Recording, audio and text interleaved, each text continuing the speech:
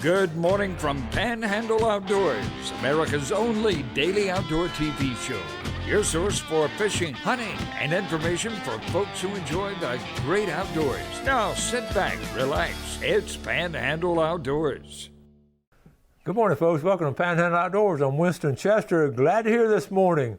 Hope you had able to get out of that rain yesterday. It was something else. But today now, it's going to be high all the way up to 55 right here on the coast, and a low down to 35 tonight here on the coast. So some of our friends up there north of here, we all have some freezing weather in some areas, so y'all be careful up there. Water temperature is up to 66 degrees. Our river reading is brought to us by Mountain Dew. Get out and do. Looking at the Apalachicola Bluntstown, it's pretty even right now. It's at a 7.4 and not much movement at all. But looking at the Choctawhatchee yesterday, it's been smooth for the last 4 or 5 days. 5.4, but I can assure you it'll be going up the next couple of days. Probably if you're looking for a weekend, you're going to have some rising water. If you're fishing up in the creeks and all this weekend off the Choctawhatchee River, Apalachicola River may not have that much of change to it as of this point. Our tide chart brought to us by Mountain Dew. Mountain Dew brought the river readings. Tide chart brought to us by Kent Forest Lawn. Let's keep them straight. Low tide this morning, 9:17. Today is December 17th. Some of the best tides all year are this week. Look at the tide today. I mean, it's strong. It's dropping out. The low is going to be right around 9 o'clock. It's coming in till about 10:15 tonight. And that's just a really strong tide looking at it. The wind's going to be blowing again. Seems like it's blown for weeks. It'll be north-northwest at about 11. So be aware of that. If you're getting out on the open water like Lake Seminole or somewhere, make sure you know what direction you need to head in. All right, let's take a break and we'll be right back. Okay, welcome back. I was down at C&G yesterday, and Ronnie Groom told me to ask you folks if any of you have any used guns that you want to sell. They're in the market for buying used guns. There's just a low supply of guns, and some people, if you're like me, you probably got more than you need, but if you want to sell it, now's a good time to go sell a gun. So check with Ronnie. It'd be fair to you and give you a good, fair price, and also be able to if there's something wrong with it and all, he'll be able to tell you, and they just know what they're doing down there. I love going to C&G Sporting Goods. And they have 3 books left. And by the way, I'm taking some more books. Several people ran out, but that last box, I'm going to divide it. But Sunjammers, they had ran out, but I'm going to take them some more today, so there'll be some more down there. So be aware. I know they have a waiting list, so we're going to take some more down there. But I'm sort of scratching the bottom looking for the books, but we're finding some. All right, let's look at some pictures. Check this out. Outdoor photography. How about Tom Gurley? Used to be working here at Fox 28, known Tom a long time. He just takes them. This is a series of pictures. I'm talking about just beautiful pictures. Is that not a postcard kind of pictures? Look at that. Got a surfboard, a guy walking on the beach. Look at those clouds. I mean, I really appreciate Tom's talent. Check this out. Is that not a beautiful set of pictures? Well, thank you, Tom, for getting those to us. All right. Y'all look at that long enough? All right, look at this. Dave Borges said to Winston, this is a baby Florida Panther. They look exactly like a cougar when adults. I was lucky enough to see 2 of them when Marie and I were on Alligator Alley. And I didn't know they had the spots like that when they were young. I told Dave that was a good picture right there. Baby Florida Panther. Patty Kelly, check this out. I've been after this guy since the beginning of the season. Well, luckily I came up to feed the stands since I can't hunt this weekend. He walked out on my food plot at 6:45 this morning. Thank you to Wayne Kelly and Chris Adkins for making the trip to help me track all 200 pounds of him. That's a local buck, folks, and that's a big one. Patty, congratulations. That's a good shot too. Pretty woods up there. Good picture, Patty. I think you're going to frame that picture. And here we are getting ready to clean them. Patty and Wayne Kelly, outdoorsman. All right, look, check this out. This is my little selfie. We went duck hunting. We got the video coming up. But I had a great trip up there in West Bay. Had a good time with Braden on the right. and the Blue Brothers back in the back. We had a great trip, and we'll have this video coming up soon for you. I mean, a really good duck shoot. This has nothing to do with outdoor eds. Tammy Heppenstall, if you remember, I used to fish some with her husband, Mike Heppenstall. Their granddaughter, it just hit me. This is so good, talking about family, doing things with your family. And anyway, she's 9 years old. She finished her first quilt. I know a lot of you ladies watch this show can appreciate making quilts. And she started that pattern. Actually, it took her a year of sewing. And she would visit her grandmama's house and work on it. So there's Raina at age 9 finishing that quilt. And you know, in the wintertime, getting there by the fireplace with a quilt, that's special. So I just wanted to show that a good family thing to do during the holidays. Our buddy Randy Sonoda, been on the show several times. He went out in his canoe. He sort of sneaked up on him. Randy is an excellent fisherman. Okay, Robin Battle sent this to me. She said, I thought you might like this one. And don't laugh, because some of y'all have been in this situation when you fall asleep in the deer stand and the deer comes up and says, wake up, we out of corn. Okay. Captain Kim from Seacourts Marina. We got to call them soon. Kim, if you're watching, I'm going to call you the next couple of days. They really caught some grouper last week. These are some fine grouper coming out of Carabel. Trolling with sardines. Now, they do a lot of trolling down there. They just fish different down around the Carabel area. That's why I love going down there and fishing with those guys. That's some fine fish right there. And here's another one. Look at another grouper. I'm telling you, there's some fine groupers down there. Largest grouper. This is John Lee, last Thursday. Look at that. Is that not a big grouper? That's some good eating right there. Okay, then she sent one more, a couple of good days of fishing out of Seacourts Marina. They just had some good fishing up there, or down there, and went out. Okay, Bob Billsma sent these. Look at the bear up there. I'm going to show you, I'm going to get my bear pictures together soon too, but it looks like they're just sort of figuring out how to turn that crank. I swear they're trying to figure that out. Then you just want to sit down and rest a minute and chew on the toenails. All right, hello Winston, this is Jarrell again. I went fishing this past weekend on Friday and Saturday. The luck was different each day. On Friday I caught pompano. It was slow. I finished with 5 and spent an extra hour trying to limit. All right, Jarrell, remember we had him on the show about 2 weeks ago. He's caught, look at these fish he's caught. He got 4 on Saturday. Okay. He got some drum. Look at him surf fishing. He's learned how to surf fish. Look at that redfish there. Getting a mixture. Remember, he fixes anywhere between Biloxi and Apalachicola. And he got a flounder. I think I know where it's at. I'm gonna tell somebody. Good job, Jarrell. Uh-oh, and he had to pay the tax man. He got the tax man, which for you folks that not familiar with that term, that's when a shark comes and takes a big chunk of your fish. That's what we call paying the taxes. The tax man coming. That's another word for the shark. Okay. Good job, Jarrell. And one more picture. Hey, Winston, this picture was taken on Highway 77, Wausau, in the possum capital. I had one grab a dead possum right in front of me. Okay. That's a classic picture right there, grabbing a possum over there in Wausau.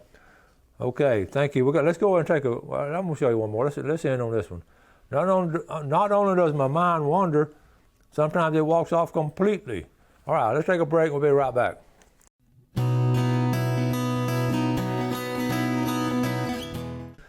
Okay, welcome back. I want to show you something. I talked to Danny Rafffield the other day. Y'all know the Rafffield family, and Danny lives right down there, right next door to Fresnel Marina.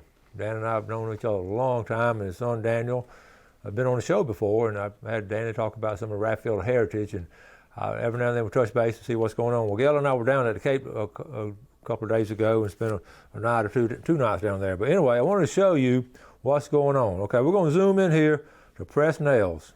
All right, that's Island View. Let's find Fresnel. Okay, we're going to keep zooming in, and you know how we talk about what a cool place this is. And all right, that's the city of St. Joe. And then we're going to come down here. I mean, I was just there.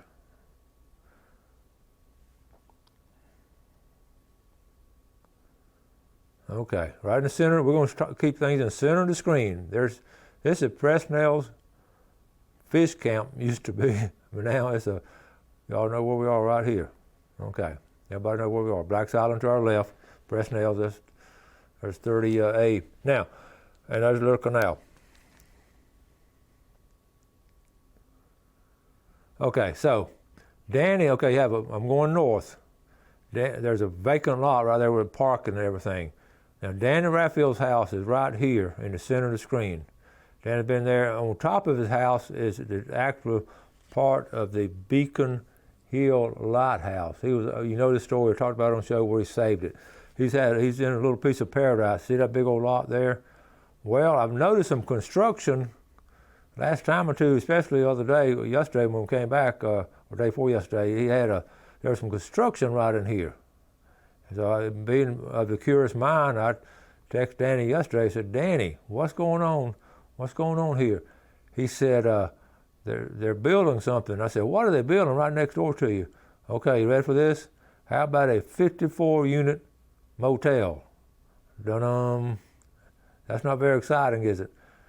Now, I could talk a long time about this, but you see, St. Joe Bay is just a pristine, beautiful area, and I know some people are going to benefit, all that, developers always benefit from stuff like that, but in the long run, when the more people you get, the harder it is to keep everything sort of in balance as far as the environment. I'm not anti-business, and y'all know me, and I have a very strong feeling in entrepreneurship.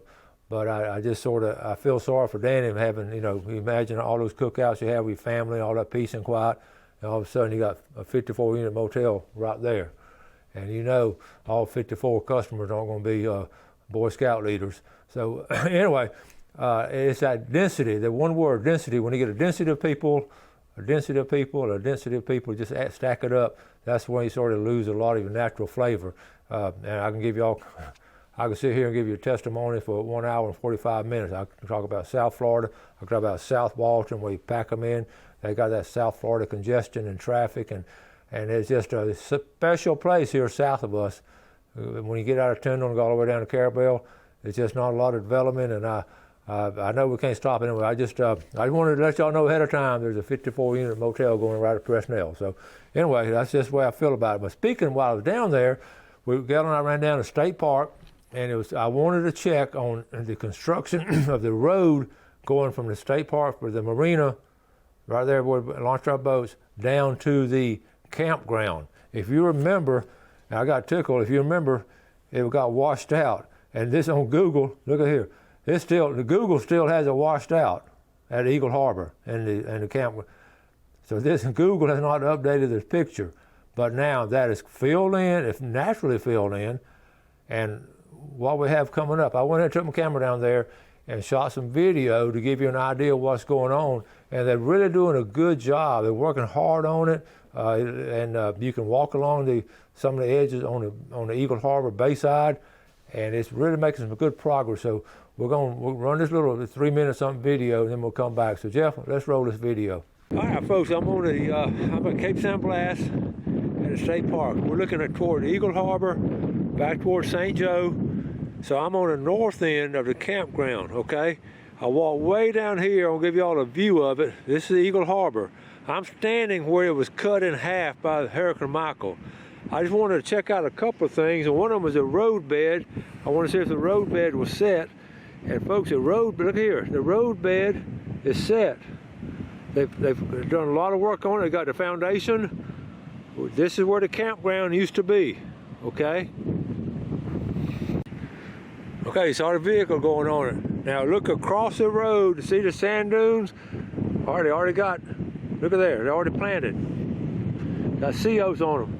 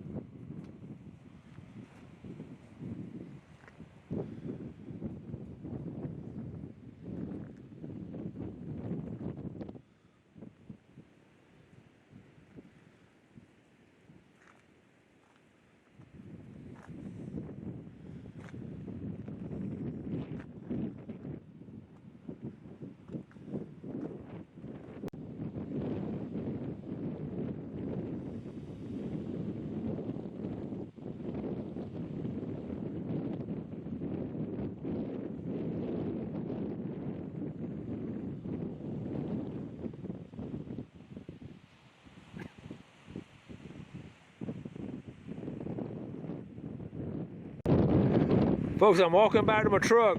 Somebody hollered, "Hey, Coach, here's A.J. Smith." How you doing? You working for C.W. Roberts?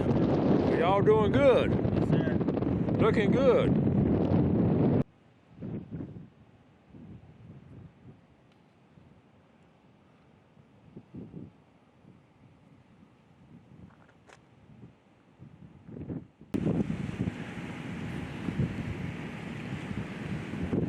Cal always amazes at people. No matter where I'm at, somebody said, "Hey, Coach, look at here."